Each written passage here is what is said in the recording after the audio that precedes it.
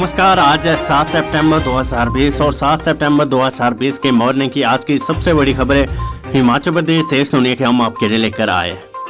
Video को like कर देना, चैनल पर नहीं जुड़े सब्सक्राइब आप जरूर कर देना। हिमाचल में कोरोना ने तोड़े सारे रिकॉर्ड। प्रदेश भर में रिकॉर्ड 412 कोरोना पॉजिटिव मामले। हिमाचल प्रदेश में कोरोना संक्रमितों की संख्या लगातार बढ़ती जा रही। रविवार को प्रदेश भर में रिकॉर्ड 412 कोरोना पॉजिटिव मामले आए।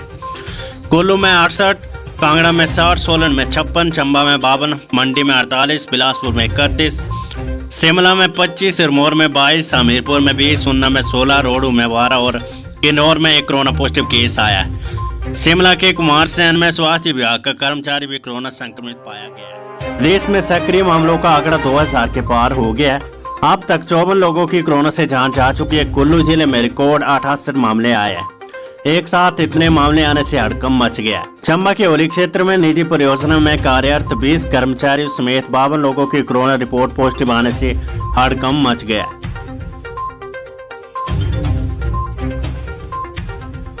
Ease of doing business ranking में हिमाचल की लंबी छलांग। 2015 के मुकाबले 10 स्थान का किया सुधार। Himachal Pradesh ease of doing business ranking में देश भर में 7वें पायदान पर रहा है। वर्ष 2015 के मुकाबले हिमाचल ने अपनी रैंकिंग में 10 स्थानों का सुधार किया है। नई दिल्ली में शनिवार को 2019 के लिए promotion of industry and international trade and वाणिज्य एवं उद्योग मंत्रालय की ओर से केंद्रीय वित्त मंत्री निर्मला सीतारमण ने राज्यों की रैंकिंग जारी की है। हिमाचल ने 9 स्थानों की लंबी छलांग लगाते हुए 7वां स्थान प्राप्त किया है। हिमाचल की इस उपलब्धि पर प्रसन्नता व्यक्त करते हुए मुख्यमंत्री जयराम ठाकुर ने कहा कि ये प्रदेश की ओर से लाए गए सुधारों के कारण संभव हुआ है। मुख्यमंत्री जयराम बोले, कंगना हिमाचल की बेटी, सुरक्षा की जिम्मेदारी हमारी। सुशांत सिंह मामले में अपने बयानों को लेकर सुर्खियों में आई फिल्म अभिनेत्री कंगना रनौत की हिमाचल सरकार ने सुरक्षा बढ़ा दी है। मुख्यमंत्री जयराम ठाकुर ने बताया कि उन्हें बीते कल कंगना रनौत की बहन का सुरक्षा को लेकर फोन आया था, जिस पर सरकार ने उनकी सुरक्षा बढ़ा दी है। मुख्यमंत्री ने कहा कि डीजीपी हिमाचल को आदेश दिए कि कंगना रनौत की सुरक्षा बढ़ाई जाए। बता दें कि इस बारे में कंगना के पिता ने भी डीजीपी को पत्र लिखा था। वही मुख्यमंत्री ने कहा कि कंगना 9 सितंबर को मुंबई जाना चाहती है। उस दौरान सुरक्षा को लेकर भी विचार चल रहा है। उन्होंने कहा कि कंगना हिमाचल की बेटी और उसकी सुरक्षा हमारी जिम्मेदारी है। वही मुख्यमंत्री जयराम ठाकुर ने भाजपा विधायक दल की बैठक को लेकर कहा कि सरकार विपक्ष के सवालों का जवाब देने के लिए तैयार है। विपक्ष जिस भाषा और जिस शैली से सदन में मुद्दा उठाएगा, सरकार उनका उसी तरह से जवाब देगी।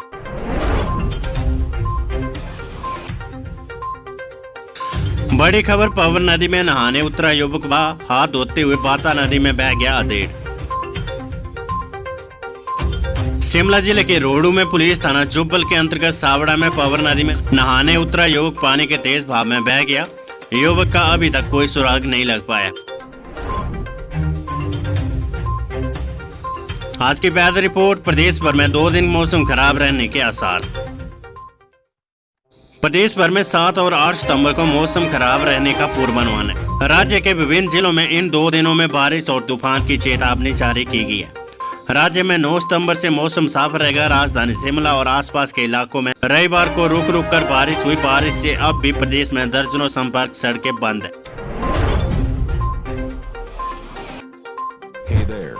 भारत चीन के सामदो बॉर्डर पर सेना आईटीबीपी अलर्ट पर। भारत चीन सीमा विवाद के बीच जनजातीय जिला लाहौल स्पीति के सामदो बॉर्डर पर सेना और आईटीबीपी अलर्ट पर है। यहाँ आईटीबीपी की 3 बटालियन को तैनात किया गया, जो रात दिन सीमा पर पेट्रोलिंग के साथ साथ चीन की हर गतिविधि पर नजर रखे हुए है। मई माह में चीन के 2 हेलीकॉप्टर स्पीति इलाके में 12 किलोमीटर तक अंदर आने के बाद आईटीबीपी पूरी तरह से मुस्तैद है। बताया जा रहा है कि बबेली स्थित आईटीबीपी कैंप के जवानों को भी सामदो बॉर्डर पर तैनात किया गया है। राजधानी के 13 केंद्रों पर हजारों ने दी एनडीए की परीक्षा।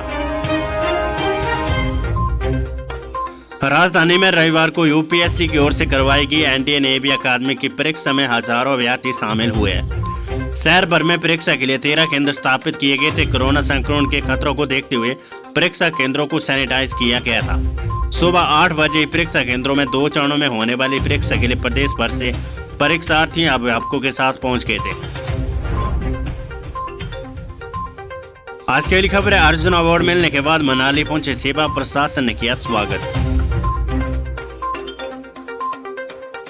अर्जुन पुरस्कार विजेता खिलाड़ी सेवा केशवन ने कहा कि देश में शीतकालीन खेलों के लिए आधारभूत ढांचे की जरूरत है। 6 बार विंटर ओलंपिक और 4 बार एशियन लीग चैंपियन रहे सेवा का रविवार को मनाली में स्वागत किया गया और उन्हें सम्मानित भी किया गया। उन्होंने अर्जुन अवार्ड मिलने पर खुशी जताते हुए केंद्र सरकार का आभार जताया। एग्जाम स्पेशल ट्रेन में अभ्यर्थियों ने नहीं दिखाई दिलचस्पी, खाली लौटी ट्रेनें। एनडीए और नौसेना अकादमी परीक्षा के लिए रविवार को रेलवे ने एग्जाम स्पेशल ट्रेन का संचालन किया, लेकिन अभ्यर्थियों ने इस ट्रेन में सफर के लिए दिलचस्पी नहीं दिखाई। सोलन से ट्रेन सुबह 4:30 बजे शिमला रवाना हुई और 7:10 पर शिमला पहुंची। सोलन से शिमला के लिए ट्रेन में सिर्फ 2 यात्रियों ने ही सफर किया। शाम के समय शिमला से सोलन के लिए 6:30 पर यह ट्रेन रवाना हुई। सोलन लौटती हुई ट्रेन पूरी तरह खाली रही। देर शाम 9:10 पर यह ट्रेन सोलन पहुंची। चंडीगढ़ मनाली NH 40 घंटों के बाद बहाल, फंसे रहे कुल्लू के सेब से लदे 200 ट्रक। मंडी से आगे दोबारा में भारी भूस्खलन के चलते शुक्रवार रात से बंद पड़ा चंडीगढ़ मनाली हाईवे करीब 40 घंटे के बाद रविवार शाम 5 बजे बहाल हो गया। पहाड़ी से बार बार मलबा और पत्थर गिरने से जहां सड़क बहाली का काम बाधित होता रहा है, वहीं दोनों तरफ ट्रकों और अन्य वाहनों की कतारें लग गई थी। कुल्लू जिले में इन दिनों सेब सीजन जोरों पर, हाईवे बंद होने से सेब उत्पादकों की भी दिक्कतें बढ़ गई। कुल्लू जिले से बाहरी राज्यों को भेजे जा रहे सेब के करीब 200 ट्रक और अन्य गाड़ी करीब 36 घंटे तक फंसी रही। 874 करोड़ से सुरक्षित होगी हिमाचल की सर्पीली सड़कें। हिमाचल प्रदेश की लाइफ लाइन कही जाने वाली सर्पीली सड़कों को 874 करोड़ रुपए की लागत से सुरक्षित बनाया जाएगा। भारत सरकार Himachal Pradesh road transformation project के लिए विश्व बैंक के साथ करीब 874 करोड़ रुपए लगभग $110 मिलियन का लोन एग्रीमेंट करने जा रही है। सोमवार को विधानसभा सत्र के पहले दिन इस लोन एग्रीमेंट पर दिल्ली में हस्ताक्षर होंगे। इस दौरान हिमाचल सरकार की ओर से मुख्यमंत्री जयराम ठाकुर के प्रतिनिधि के रूप प्रमुख सचिव मुख्यमंत्री जगदीश चंद्र शर्मा प्रदेश का प्रतिनिधित्व करेंगे। 3 बार होने वाले इस एग्रीमेंट के पहले हिस्से के पैसों से प्रदेश सरकार सर्पीली सड़कों को और सुरक्षित बनाने का काम करेगी। ब्लैक स्पॉट खत्म करने, जरूरी स्थानों और सड़कों को चौड़ा करने का काम किया जाएगा। इसके अलावा सड़कों को उपकरणों से लैस कर अपग्रेड भी किया जाएगा। कांग्रेस ने बनाई मानसून सत्र के लिए रणनीति, मुकेश बोले भाजपा नेताओं ने फैलाया संक्रमण। विधानसभा के मानसून सत्र के लिए कांग्रेस ने मुद्दों के तीरों को धार दी है। भाजपा सरकार पर विपक्ष हमलावर रहे। कोरोना काल के दौरान 4 लाख लोगों की नौकरियां चली गई। लोग खाली हाथ घरों में बैठ के अर्थव्यवस्था चौपट हो गई और केंद्र सरकार ने GST के तहत राज्य को हिस्सा देने से इनकार कर दिया है। होटल हॉलीडे होम में कांग्रेस विधायक दल की बैठक में मानसून सत्र के लिए जनता के समक्ष पेश आ रहे मुद्दों पर चर्चा की। विपक्ष पहले दिन से सदन में भाजपा सरकार पर जमकर हमला करेगा। नूरपुर में विद्युत ट्रांसफार्मर चला, शहर सहित ग्रामीण इलाकों में बिजली हुई गुम। नूरपुर स्थित 220 kV विद्युत सब स्टेशन में 10 MVA का ट्रांसफार्मर चलने से नूरपुर शहर तथा निकटवर्ती क्षेत्रों में लोग इन दिनों बिजली के लंबे कट से परेशान हैं। जानकारी के अनुसार ये ट्रांसफार्मर 3 सितंबर को जला हुआ है, लेकिन अभी तक संबंधित विभाग द्वारा इस ट्रांसफार्मर को दुरुस्त न करने से नूरपुर, जसूर और आसपास के क्षेत्रों में बिजली सप्लाई दे रहे 11 kV के ट्रांसफार्मर पर लंबे कट लगाए जा रहे हैं, जिस कारण आम जनता गर्मी के दिनों में परेशान है। लोगों ने सवाल किया थी 3 सितंबर को उक्त ट्रांसफार्मर के चलने के बाद आखिर विभाग अभी तक इसे दुरुस्त क्यों नहीं कर पाया। जमेत्र में 24 वर्षीय विवाहिता की मौत मामले में मायका पक्ष का प्रदर्शन, डीसी और एसपी मौके पर पहुंचे। खबर है जयसिंहपुर से। बालकरूपी के जमेत्र में 24 वर्षीय विवाहिता की संदिग्ध हालत में मौत मामले में मायका पक्ष के लोगों ने बेटी के ससुराल में प्रदर्शन किया। जमेत्र में शनिवार को विवाहिता का शव कमरे में पंखे से लटका हुआ बरामद हुआ था, लेकिन महिला के शरीर पर पिटाई के निशान थे। इसके बाद मायका पक्ष के लोगों ने शनिवार को खूब प्रदर्शन किया। मायका पक्ष के लोग मृतका के पति को सामने लाने व उसमें अंतिम संस्कार करवाने की मांग कर रहे हैं। मृतका के पिता का कहना है कि सास और पति जब तक सामने नहीं लाए जाते तब तक शव को उठाने नहीं दिया जाएगा। विवाद बढ़ता देख उपायुक्त कांगड़ा राकेश प्रजापति और पुलिस अधीक्षक कांगड़ा विमुक्त रंजन भी मौके पर पहुंचे।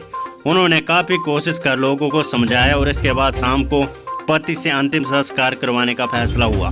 पुलिस ने विवाहिता की सास व पति को शनिवार को ही गिरफ्तार कर लिया। 24 वर्षीय विवाहित लड़की बीएड की पढ़ाई करती थी। कोरोना काल में हिमानी चामुंडा मंदिर का पुनर्निर्माण कार्य शुरू, साल के अंत तक नए रूप में देखेगा मां का भवन। शांता कुमार ने उद्धव ठाकरे को पत्र लिखकर कंगना को सुरक्षा देने की उठाई मांग, अभिनेत्री के परिवार से की बात।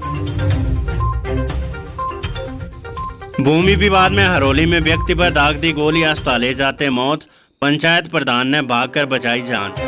खबरें उन्ना से। उन्ना के हरोली के तहत गांव बदसाली में भूमि विवाद को सुलझाने पहुंचे पंचायत प्रधान पर एक परिवार के सदस्य ने गोली दाग दी। इस दौरान पंचायत प्रधान तो बच गया, लेकिन पास में खड़े एक व्यक्ति को गोली लग गई जिसमें उसकी मौत हो गई है। गोली लगने के बाद गंभीर हालत में युवक को अस्पताल लाया गया, जहां डॉक्टर ने उसे मृत घोषित कर दिया है। पुलिस ने सबको कब्जे में ले लिया और पुलिस ने मामले में आरोपित बंसाली गांव के सुरेश कुमार को काबू कर लिया और उसके कब्जे से बंदूक बरामद की गई। पंचायत प्रधान ने मक्की के खेतों में भागकर जान बचाई। खोलेंगे मंदिर पर नहीं बढ़ेगा प्रसाद, घंटी हटाई जाएगी, बुजुर्गों और बच्चों के प्रवेश पर प्रतिबंध। हिमाचल प्रदेश में कोरोना संक्रमण के चलते बंद हुए मंदिर 10 दिसंबर से खोल जाएंगे, लेकिन घंटियां हटाई जाएगी और प्रसाद भी नहीं बढ़ेगा। साथ ही 65 साल से अधिक बुजुर्गों और 10 साल से कम आयु के बच्चों का मंदिर में प्रवेश वर्जित रहेगा। आईपीएल 2020 शेड्यूल, लंबे इंतजार के बाद जारी हुआ शेड्यूल। मुंबई और चेन्नई के बीच होगा पहला मुकाबला। आईपीएल गवर्निंग काउंसिल की तरफ से रविवार को एडवाइजरी जारी कर यूएई में होने वाले ड्रीम 11 आईपीएल 2020 के कार्यक्रम की घोषणा की गई। T20 का 13वां सीजन 19 सितंबर को अबू धाबी में गत चैंपियन मुंबई इंडियंस और चेन्नई सुपर किंग्स के बीच एक ब्लॉकबस्टर मुकाबले के रूप में शुरू होगा। खबर दिल्ली से। दिल्ली में 48 करोड़ रुपए की हेरोइन जब्त, एनसीबी ने 7 लोगों को किया गिरफ्तार। अर्थव्यवस्था सुधारने के लिए पी चिदम्बरम ने केंद्र सरकार को दी उधार लेने की सलाह। केंद्रीय स्वास्थ्य मंत्री डॉक्टर हर्षवर्धन की मां का निधन, नेत्रदान के साथ देहदान भी किया। कोरोना वायरस की पहचान और रोकथाम के लिए आईआईटी गुवाहाटी ने तैयार की विशेष सतह। चीन के अगले कदम पर भारत की नजर, अगले हफ्ते हो सकती है जयशंकर और वांग यी की मुलाकात। इस वीडियो को लाइक करें, हमारे चैनल को सब्सक्राइब कर बेल आइकन जरूर प्रेस करें हमारी न्यू वीडियो सबसे पहले देखने के लिए।